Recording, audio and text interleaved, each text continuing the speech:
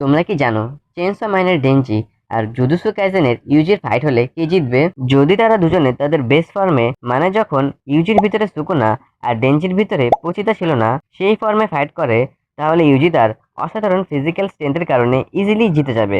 আর Chainsaw Man versus vessel Yuji হলে Chainsaw Man জিতবে, কারণ ইউজি তার কাছে এলেই ডেনজি ইউজিকে কিটকেট বানিয়ে দিবে। আবার ডেনজির কাছে রিজেনারেশন এবিলিটি আছে, অন্যদিকে ইউজির কাছে না হিলিং এবিলিটি আছে, না লং রেঞ্জ থেকে ফাইট করার অ্যাটাক।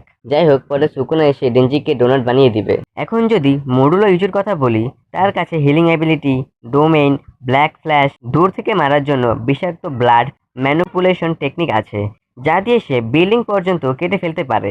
কিন্তু এবার তার বিপক্ষে চেনসো ম্যান না, তার বিপক্ষে চেনসো ডেভিল আছে, যে এমন ভিলেনকে হারিয়েছে যে কিনা 5 মিনিটে 12 লক্ষ মানুষকে মেরে ফেলেছিল। তাদের পাওয়ার লেভেলে হিউজ গ্যাপ আছে, তাই আমার মনে হয় ইউজি ভার্সেস ডেনজির ফাইটে ডেনজিই জিতবে।